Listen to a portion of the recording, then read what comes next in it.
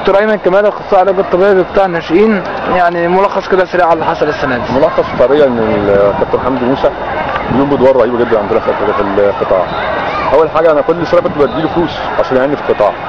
ايه؟ انا كنت بديله فلوس عشان يعيني في القطاع. تديله كام؟ كنت بديله 300 جنيه و200 جنيه كل شهر كل سنه، بروح اديله فلوس في البيت عنده.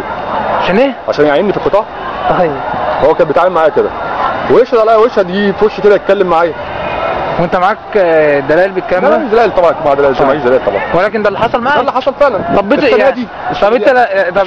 استنى، انت رحت البيت عنده، يعني ولا في المحل ولا فين؟ في البيت عنده فوق. طب ما تدينا كده يعني في الدور الكام؟ في الدور الرابع والخامس.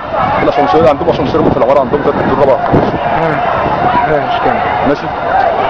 طلعت اتكلمت معاه، طبعا انت عارف الكابتن حمدي ما عندوش حد بيتكلم هنا في الرياضه خالص، هو الوحيد الامر الناهي في قطاع الناشئين، هو اللي بيفهم في كل حاجه، هو اللي بيتكلم في كل حاجه، هو اللي بيرسم كل حاجه، هو اللي بيعين، هو اللي بيمشي.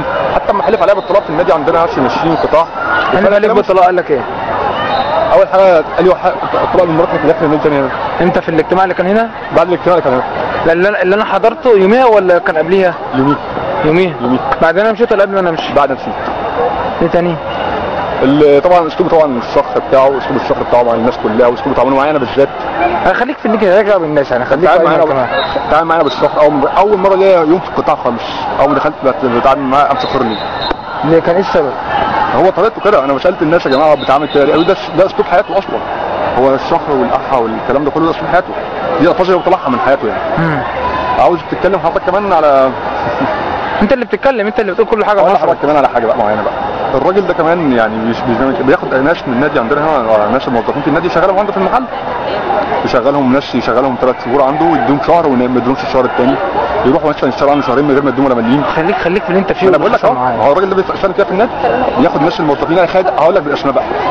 فلان اشتغل عنده شهر في المحل والشهر الثاني خد عليه عرق، لان هو شايف المكان هنا، هو اللي متحكم في الناس دي، هو اللي بيشغل، هو اللي ما بيجيبش، هو اللي ماسك لقمه العيش. اخر حاجه بقى بتاعت قطاع الناشئين عندنا، ما كنت انا في الفريق 17 كسب، انا كنت الاول، هو غيرني، ما بعرفش هو ليه غيرني. الفريق اشتغل ماشي 17 كسبت 17 دي، اشتغلت معاه شهر ونص. طبعا كانوا هم بعاد عن الترتيب. بعد ما سبت معاه شهر ونص الحمد لله طلعوا خدوا اول. هم بقالهم كده سنه بيصعدوا وما بياخدوش اول، السنه دي بالذات خدوا اول. اول حاجه شالني من المكافاه خالص، شالني من الكسوف خالص. بعد كده حتى في التكريم شالني خالص، ما كانش ليا دور في النادي ولا اي حاجه. في تاني حاجات تمت معاك السنه دي؟ بقول لك اللي حصل.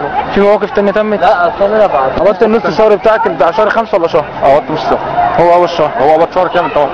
يعني انت عايز انت اخدت زي الناس نص الشهر، بس هو الوحيد اللي خد شهر. هو الوحيد اللي خد شهر، انا قلت كده. هو الوحيد اللي خد شهر في النادي، هو الوحيد وخد بعديها. ما انا عارف انه انا بسالك خدت شهر ولا نص شهر؟ بس نص شهر. والمكافاه بتاعت الصعود اللي هي بتاعت فريق 17 ما خدتهاش طبعا. مش حاجه بقى، ما هو شايلني خالص انا من مكافاه 19 دي. انا اصلا ماليش حق اتكرم كمان. هو حلف عليك بالطلاق ان انت ما ترجعش النادي تاني. هو ده نهايه ما في الحوار ولا في حاجات تانية حصلت معاك؟ سبب المشكله ايه؟ سبب المشكله في البدايه؟ سبب المشكله في البدايه اللي هو ده يتعرف قدام الناس اللي هو انسان مش كويس. علاقاته مع الناس واسلوبه والناس اللي يعني كان هقول لحضرتك على حاجه. احنا كان عندنا في النادي استاذ فايز كمان كان له دور مهم جدا، المفروض يعرف الحاجات دي كلها عشان يبقى يطلع على الراي. اول حاجه بقى الكابتن حمدي ده كان بيجي نظام عندنا الصبح، عندنا واحد موظف يجيب له الفطار. واحد مدرب مش واحد اداري مش مدرب. اداري خلاص بلاش مدرب، خليها اداري. يلا كان يجيب له الفطار كل يوم الصبح، بحيث ان هو ما يتواجدش بعد كده. لو ما تواجدش في النادي هو بيجرد يجيب له الفطار، فبيدافع عنه باستدفاع مستميت عشان يفضل موجود. والراجل طبعا هو اللي بيقول له كل اخبار النادي كلها. فطلعت الاستاذ فايز حكيت له على الكلام ده؟ طلع الكلام ده كله في النص؟ لا اخر شهرين. هو ده سبب المشاكل بيني وبينك ان انت؟ هو ده سبب المشكله بتاعت الكابتن فايز. ان انت طلعت حكيت للفايز فتعديت الحدود، عديت كل حاجه. انت عارف كابتن حمدي اللي بيقول اي كلمه اصلا ما تعجبوش بيبقى ملوش دور اصلا في القطاع، بيهمش دوره على طول. حاجه ثانيه عايز تضيفها؟ انا عاوزين بس نجيب حاجه واحده بس. اهم حاجه لما يجي يختاروا عندنا هنا في النادي يختاروا بما يرضي الله، يختاروا ناس تفيد النادي. ما احنا النادي بقى له 20 سنه كده ما طلعش قدام خالص. الاختيار ده سمع لله. انا بتكلم عن ايمن كمال. في حاجه ثانيه انت عايز تضيفها؟ حاجه ثانيه تمت معاك من محمد موسى؟ بالتوفيق يا دكتور. وحمام السباحه. حمام السباحه دي قصه غريبه جدا. انا اشتغلت على حمام السباحه 15 يوم. وفي يوم 19 لقيت نفسي متشال برضه، الله اعلم اتشالت ازاي. انا عارف ان انت اتشالت ازاي، وعارف مين اللي عارف، انا ذات نفسي اللي عارف ان حمدي موسى هو اللي شالك. كابتن حمدي موسى اللي شالني، مش عارف ليه انا عملت ايه، مع ان دي حاجه خالصه ومختلفه عن هو الكوره. عشان حلف عليك بالطريقه ان انت مش داخل نادي تاني، يعني فلازم يمنعك. فدكتور شكرا، بالتوفيق ان شاء الله.